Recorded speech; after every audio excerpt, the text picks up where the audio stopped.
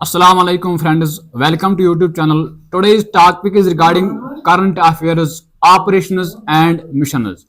This is very important for JKSSB, SSC and newly recruited junior assistant for Jammu and Kashmir High Court. Now, first operation is Operation Maryada. Operation Maryada was launched by Uttarakhand Police. Initiates Operation Maryada amidst the influx of devotees for the Char Dharm Yatra in Kedarnath.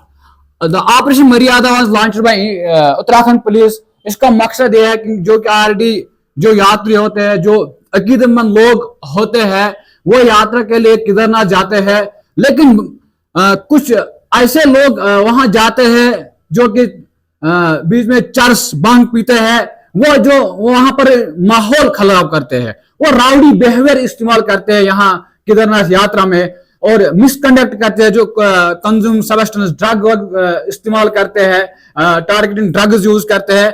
उसके लिए एक operation launch किया है Uttarakhand police ने. उस operation का नाम है ऑपरेशन मर्यादा. ऑपरेशन मर्यादा was launched by Uttarakhand police. मकसद यह है जो वहां अकीदतमंद लोग जाते हैं, उनके साथ वहां कुछ ऐसे भी लोग होते हैं जो ड्रग्स इस्तेमाल करते हैं, भंग चरस पीते हैं, उनके लिए पुलिस ने एक ऑपरेशन लॉन्च किया है. उस ऑपरेशन का नाम रखा है ऑपरेशन मर्यादा. ये वेरी इंपॉर्टेंट है जेकेएसएसबी कांस्टेबल के लिए. उसके बाद और एक ऑपरेशन है ऑपरेशन सरद हवा. ऑपरेशन सरद हवा ये लॉन्च किया है बीएसएफ ने, बॉर्डर सिक्योरिटी फोर्स ने लॉन्च किया है.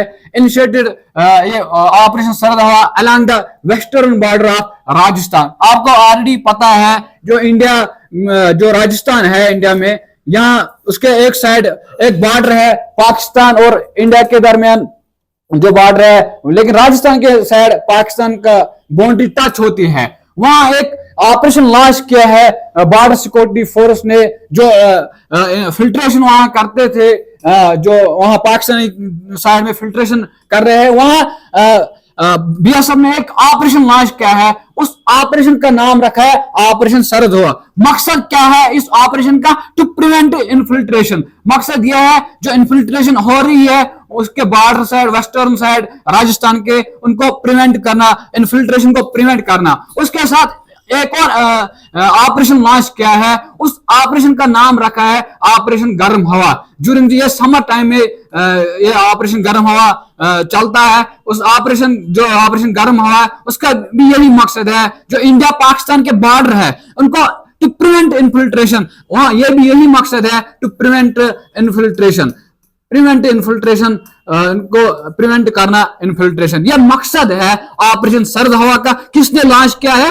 ऑपरेशन सरद हवा was launched by BSF border security force. उसके बाद और एक ऑपरेशन है, उस ऑपरेशन का नाम है ऑपरेशन दस्त.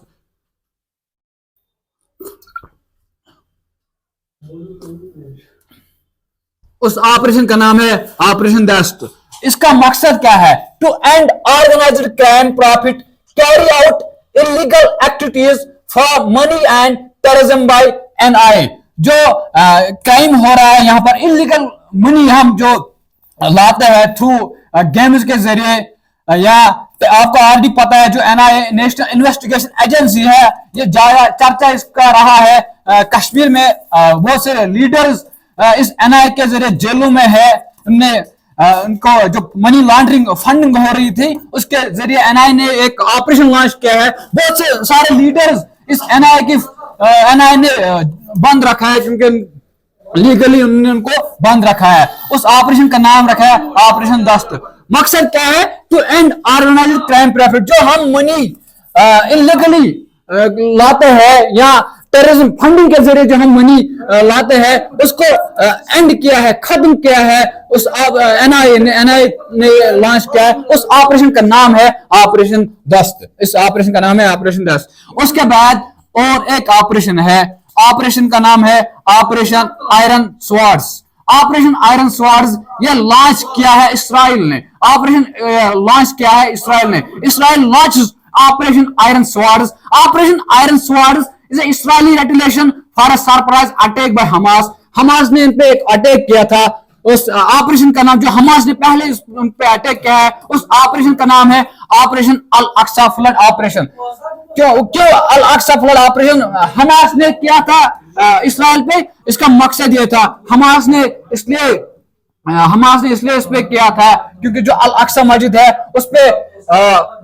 उस पे हमला किया था इसराइल ने। बाद में रिटेलिएशन हुई, इसराइल ने उस पे एक ऑपरेशन वापस लॉन्च किया है। उस ऑपरेशन का नाम है ऑपरेशन आयरन स्वॉर्ड। आपको ये भी ऑलरेडी पता है, जो हमास का चीफ था इस्माइल हानिया,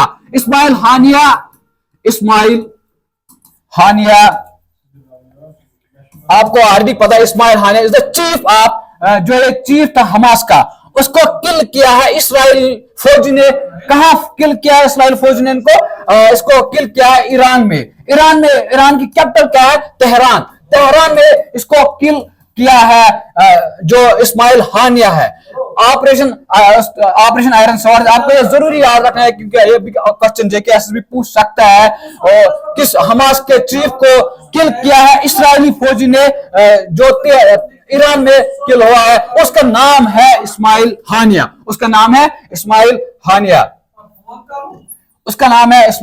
हानिया। क्या हम देखते हैं, अपने टॉपिक पर वापस आते हैं। जो ये ऑपरेशन आयरन स्वॉर्ड है, ये इसराइल ने हमास पे लॉन्च किया है, हमास पे अटैक किया है। उस ऑपरेशन का नाम रखा है ऑपरेशन आयरन स्वॉर्ड। उस ऑपरेशन का नाम है ऑपरेशन आयरन स्वॉर्ड।